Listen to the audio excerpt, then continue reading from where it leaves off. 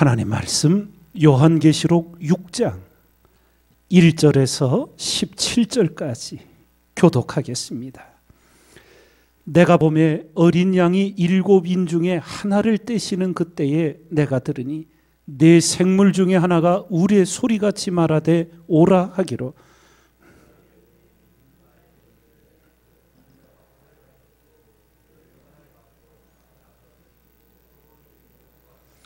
둘째 인을 떼실 때에 내가 들으니 둘째 생물이 말하되 오라 하더니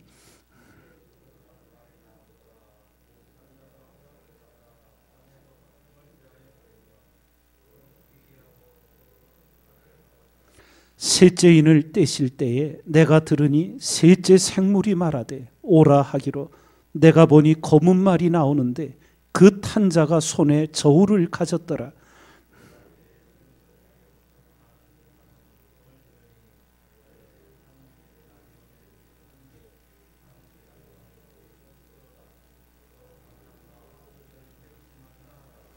넷째 인을 떼실 때에 내가 넷째 생물의 음성을 들으니 가로되 오라 하기로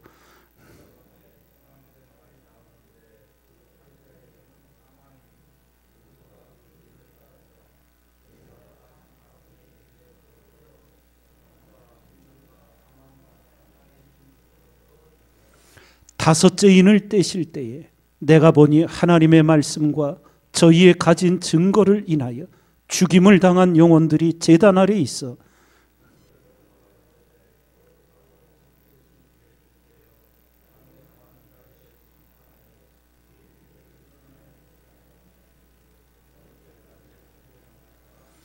각각 저희에게 흰 두루마기를 주시며 가라사대 아직 잠시 동안 쉬되 저희 동무 종들과 형제들도 자기처럼 죽임을 받아 그 수가 차기까지 하라 하시더라.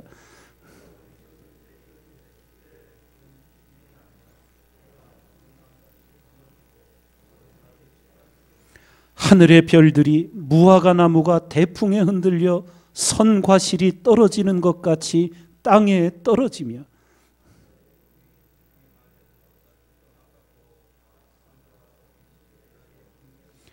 땅의 임금들과 왕족들과 장군들과 부자들과 강한 자들과 각 종과 자주자가 굴과 산 바위 틈에 숨어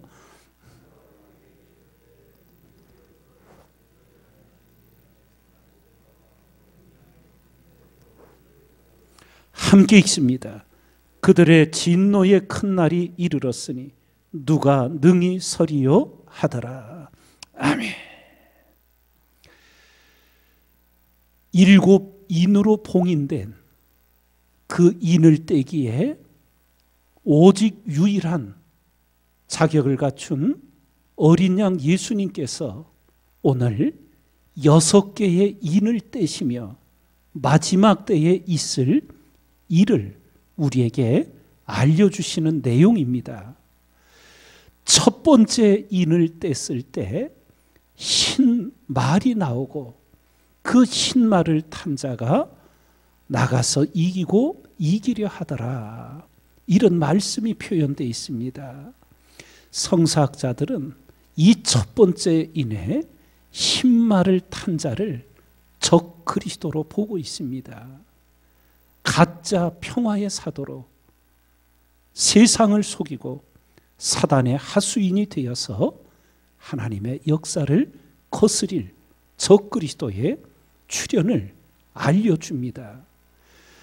둘째 인을 뗄 때에는 이제 붉은 말이 나옵니다.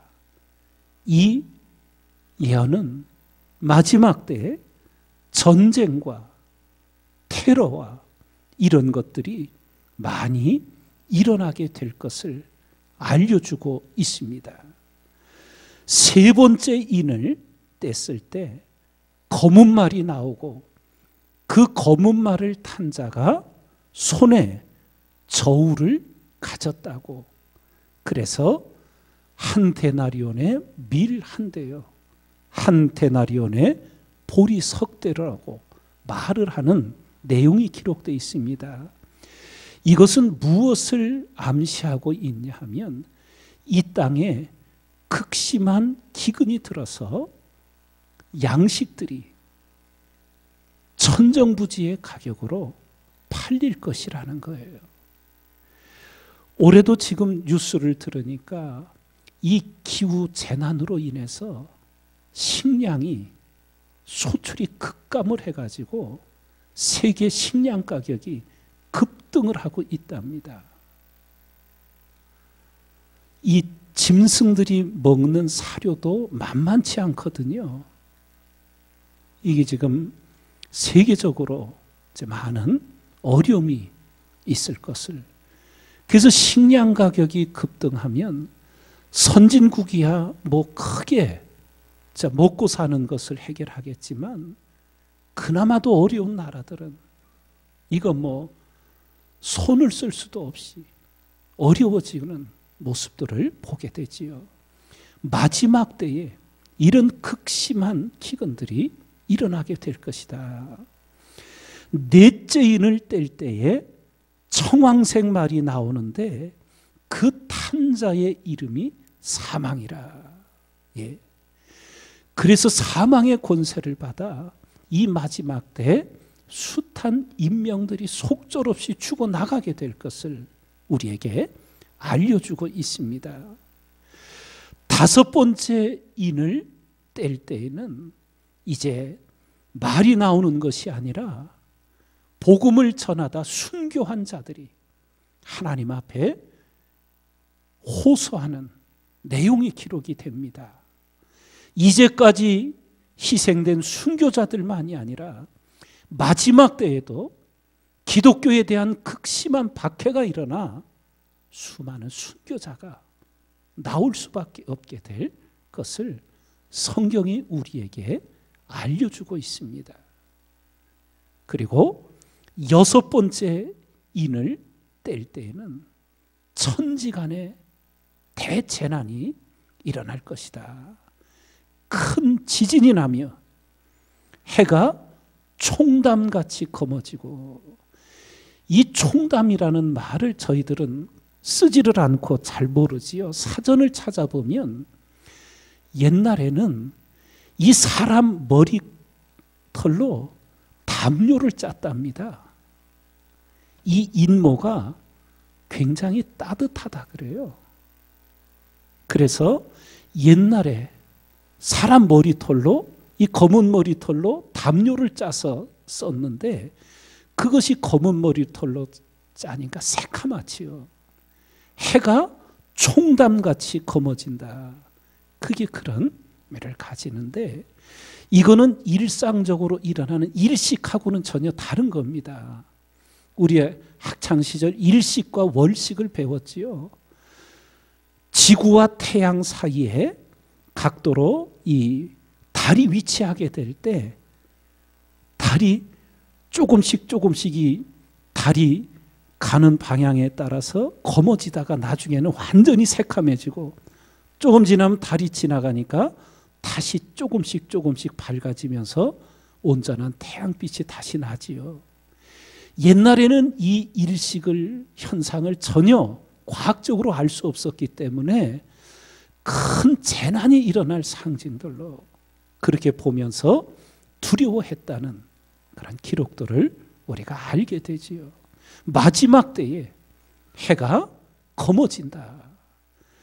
그러며 달도 피같이 되는, 그리고 그보다 더 두려운 일은 하늘의 별들이 무화과 나무가 대풍에 흔들려 선과실이 떨어지는 것 같이 땅에 떨어질 것이라고. 예전에 이 별들에 대한 글을 읽다 보니까 저희들 별똥별이 떨어지잖아요. 그런데 이 지구로 떨어지는 이 별똥이 대기권에 들어오면 대부분 다 타버려서 지구에 영향을 주지 않게 되는데, 가끔 다 타지를 못한 것이 지구에 떨어지는 경우가 있었던 거예요. 그 돌을 운석이라고 부르지요. 예. 시베리아 지역에도 큰 홈이 있고, 또 저희들 달이나 또 이런 목성에 근접해 찍은 사진들을 보면 둥그렇게 파인 듯한 큰 분화구 같이 보이는 것, 이것이 별들이 떨어진 자국이라고. 그런데 마지막 때에 이 하늘의 별들이 땅에 떨어진다고. 그런데 지름이 1m 정도 되는 그 운석이 대기권에서 타지를 못하고 지구와 충돌하면 핵폭탄 몇 개가 터진 것 같은 그런 충격이 지구에 온다 그래요. 지름 1m 정도. 그러니까 별들이 떨어질 때 얼마나 큰 재난이 이 지구상에 일어날지를 우리에게 알려주고 계십니다. 한마디로 마지막 때에 우리의 상상을 초월하는 재난들이 이 땅에 하나님의 심판으로서 오게 될 것을 우리에게 알려주고 있어요. 그래서 하나님께서 다니엘 시대 때는 500여 년의 앞나래를 보여주시고 그것을 봉해 놓으라고 하셨어요. 그런데 요한에게는 마지막 때에 될 일을 보여주시고는 봉하지 말라고, 때가 가까움이라고. 그래서 성도들이 이 일을 다 알고 준비되어야 한다고 그렇게 성경이 우리에게 가르쳐주고 있어요. 그래서 우리 성도님들이 뉴스를 들을 때 우리는 그 뉴스를 성경의 눈으로 다시 보아야 합니다.